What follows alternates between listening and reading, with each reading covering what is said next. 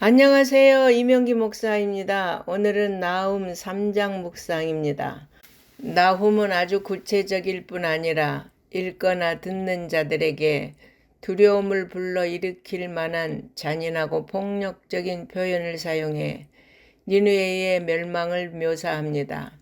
그런데 이 모든 것은 사실 아수르가 주변 나라들을 정복할 때 행했던 악행이었습니다.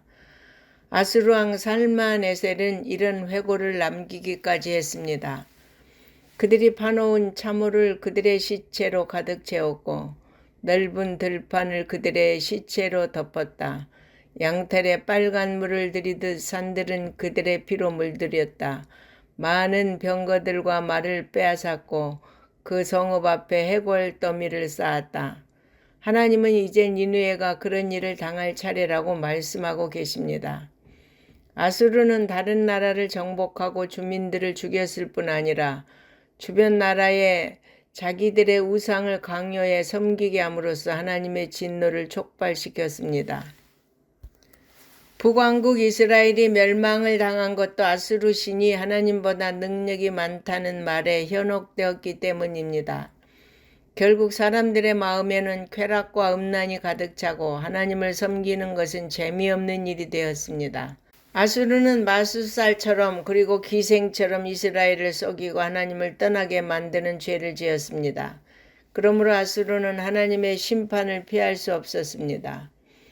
획획하는 채찍소리, 윙윙하는 병거 바퀴 소리가 들리고 번쩍이는 칼과 번개 같은 창으로 무장한 바벨론 군사들이 무수한 시체를 남기고 온 아수르와 수도 니느웨를 초토화했습니다. 나훔은 아수르의 멸망을 노아몬의 멸망과 비교하며 니느웨가 허망하게 망할 것을 예언합니다. 데베는 이집트의 오래된 도시로서 나일강 사이에 위치해 천연 요새로 삼았던 강성한 도시입니다.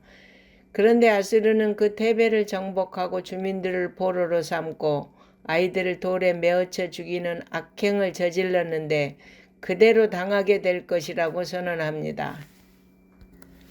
앞절에 이어 니느웨의 멸망 과정이 계속 서술됩니다. 난공불락으로 여겨졌던 아수르의 성들이 처음 익은 무화과가 힘없이 떨어지듯이 무너질 것입니다. 바벨론 군대는 별 수고 없이 손바닥을 뒤집듯이 아수르의 요새들과 성읍들을 점령했습니다. 이 얼마나 허무한 일입니까? 아수르는 성을 지키시는 분이 하나님이심을 알지 못하고 스스로의 능력으로 성을 지키려 했습니다. 악인들은 이웃을 약탈하며 자기 안전을 도모합니다. 결국 그들은 멸망의 때에야 자기들이 행한 일들이 무가치했음을 깨달을 것입니다. 선지자는 지금이라도 전쟁에 대비해보라고 조롱합니다. 포위를 대비해 식수를 모으고 산성을 견고하게 하고 성을 쌓는 벽돌을 굽기 위한 가마를 정비해보라는 것입니다. 또한 싸울 군인과 전쟁 물자를 댈 상인들과 장수들을 메뚜기처럼 많이 모아보라고 합니다.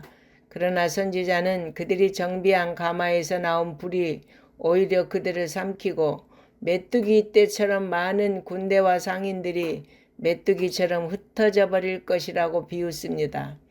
하나님이 심판을 결정하시면 인간이 아무리 수단 방법을 가린다 해도 재앙에서 벗어날 수 없습니다. 하나님을 섬기는 것이 자신을 지킬 수 있는 준비입니다. 아수르가 무너질 때 사람들은 아쉬워하지 않았습니다. 너무도 처참하고 허망하게 무너지지만 누구 하나 눈물을 흘리지 않고 오히려 손뼉을 치며 기뻐했습니다. 아수르의 잔인성과 혹독한 압제가 피정복국에게 너무도 큰 고통을 주었기 때문입니다. 사실 하나님은 악인의 멸망을 원하지 않습니다. 회개하고 돌아와 생명 얻기를 원하십니다. 그러나 아수르는 회개하지 않아서 멸망당하고 말았습니다. 결국 아수르는 어느 누구의 동정도 받지 못한 채 멸망한 이후 역사 속에서 사라졌습니다. 나훔은 악인이 멸망함으로써 의인이 구원을 얻고 기쁨을 누리리라고 선포합니다. 우리가 악한 세상 가운데서 의의 길 걷기를 두려워하지 않는다면 최후의 승리를 누릴 수 있습니다. 성도 여러분, 우리가 예수님처럼 의인의 길을 꿋꿋이 걸으며 악인의 번성을 부러워하지 않는다면 주님의 백성으로 견고히 설 수 있을 것입니다. 아멘.